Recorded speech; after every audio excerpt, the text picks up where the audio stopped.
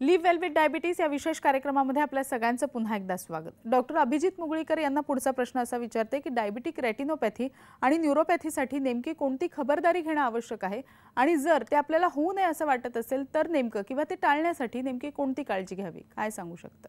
प्रत्येक मधुमेही रुग्णाचा 5 ते 10 वर्षानंतर दुष्परिणाम होतातच असे नाही। जर तुम्ही मधुमेह नियंत्रित ठेवलात, तुम्ही जर रक्तातलं साखरेचं प्रमाण हे नियंत्रित ठेवलं तर तुम्ही होणारे दुष्परिणाम हे टाळू सुद्धा शकता। त्याच्यासाठी एकच आहे की तुम्ही तुमची जीवनशैली बदल करणं गरजेचं आहे, रेग्युलर तुमच्या तपासण्या करणं गरजेचं आहे आणि त्याचबरोबर तुमच्या डॉक्टरांनी दिलेले सल्ले हे पाळणं खूप गरजेचं आहे। तुम्हाला तिघांनाही मी असा प्रश्न विचारते की आपल्या कार्यक्रमाचं खरं तर नाव आहे की लिव्ह वेल विथ डायबिटीज, तर ज्यांना डायबिटीज आहे आणि ज्यांना डायबिटीज होऊ नये असं वाटतंय या दोघांनीही कोणती खबरदारी घेणं आवश्यक आहे? आहारावर कंट्रोल म्हणजे मनाचा ब्रेक उत्तम ब्रेक असं जर आपण म्हटलं तर आपण स्वतःच आहारावर नियंत्रण ठेवू शकतो। त्यानंतर नियमितपणे व्यायाम करणं, व्यायामाने तुमचं शुगर कंट्रोल होतोच पण त्याबरोबरच तुमच्या रक्तवाहिन्या मोकळ्या राहू शकतात आणि पुढची कॉम्प्लिकेशन टाळली जाऊ शकतात। तिसरी गोष्ट औषधोपचार आणि जो तज्ञ डॉक्टरांच्या सल्ल्याने घेणे गरजेचे आहे।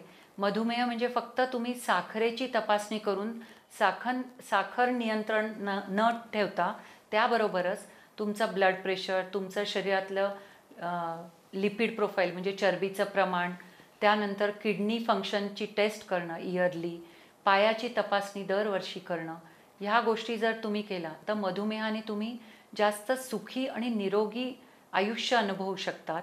पॉझिटिव्ह ॲटिट्यूड हा सर्वात गरजेचा आहे मधुमेह रुग्णांसाठी। दुसरी ए म्हणजे ॲक्टिव्हिटी। जेव्हा आपण म्हणतो की पेशंट्स म्हणतात आम्ही रोज 45 मिनिटं फिरतो पण तरी शुगर कंट्रोल होत नाही, तर यावेळेला बरेचदा असं दिसून येतं की 45 मिनिटं फक्त दिवसा फिरतात एकदा आणि नंतर बाकी वेळ पूर्ण वेळ बसून राहतात। तर कंटिन्युअस ॲक्टिव्हिटी ही पण महत्त्वाची असते। प्रत्येक वेळेला अर्ध्या तासाच्या वर एका जागेवर न बसणं हे सर्वात महत्त्वाची गोष्ट आहे। त्यानंतर A1C जे म्हणतो आपण, A1C म्हणजे HbA1c, तर हे मागच्या 3 महिन्याचं ग्लुकोजची सरासरी पातळी असते। ही साधारणतः 6.5 ते 7च्या दरम्यान राहिली पाहिजे आणि याची तपासणी दर 3 ते 6 महिन्याला केली पाहिजे। ACR म्हणजे अल्ब्युमिन क्रिएटिनिन रेशो, हा लघवीतले प्रथिनांचं प्रमाण जे आहे हे दरवर्षी तपासायला हवं आणि ते कंट्रोल्ड हवं। हे 4 A आहेत।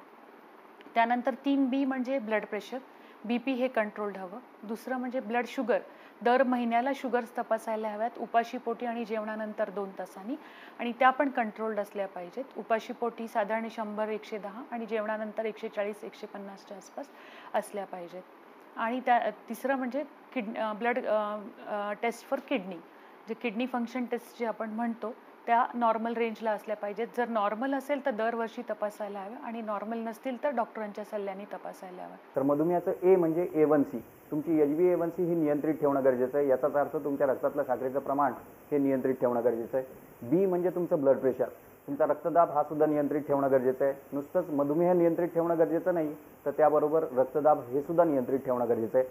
C याचा अर्थ कोलेस्ट्रॉल, तुमच्या रक्तातलं चरबीचं प्रमाण हे सुद्धा नियंत्रित ठेवणं खूप गरजेचं आहे। D याचा अर्थ की ड्रग्ज, तुम्हाला दिले गेलेली औषधं ही वेळच्या वेळेवर घेणं हे सुद्धा खूप गरजेचं आहे। त्याच्यानंतरचं आहे E चा अर्थच आहे आय, म्हणजे तुमच्या डोळ्याची तपासणी रेग्युलर करणं गरजेचं आहे। आता डोळ्याची तपासणी म्हणजे फक्त चष्म्याचा नंबर नव्हे तर तुमचं रेटिनल एक्झामिनेशन किंवा दृष्टिपटलाची तपासणी करणं हे सुद्धा करून घेणं हे सुद्धा दर वर्षाला खूप गरजेचं आहे। आणि सगळ्यात शेवटचं जे आहे F, त्याचाच अर्थ असा आहे फूट, म्हणजे तुमच्या पायाची काळजी घेणं हे सुद्धा खूप गरजेचं आहे। पायाची निगा राखणं, पायाची तपासणी करणं आणि पायाला जपणं हे सुद्धा तेवढंच गरजेचं आहे। तुम्ही जर पायाला जपलात, तुम्ही जर डोळ्यांना जपलात, वेळच्या वेळेवर तपासणी केलीत आणि जर रक्तातलं साखरेचं प्रमाण हे नियंत्रित ठेवलं तर नक्कीच you can live well with your diabetes also. तुम्ही तिघांनी या कार्यक्रमाच्या माध्यमातून आमच्या प्रेक्षकांना खूप माहिती दिली, आपले मनपूर्वक आभार। तर लिव्ह वेल विथ डायबिटीज या विशेष कार्यक्रमामध्ये आज आपण इथेच थांबूया। नमस्कार।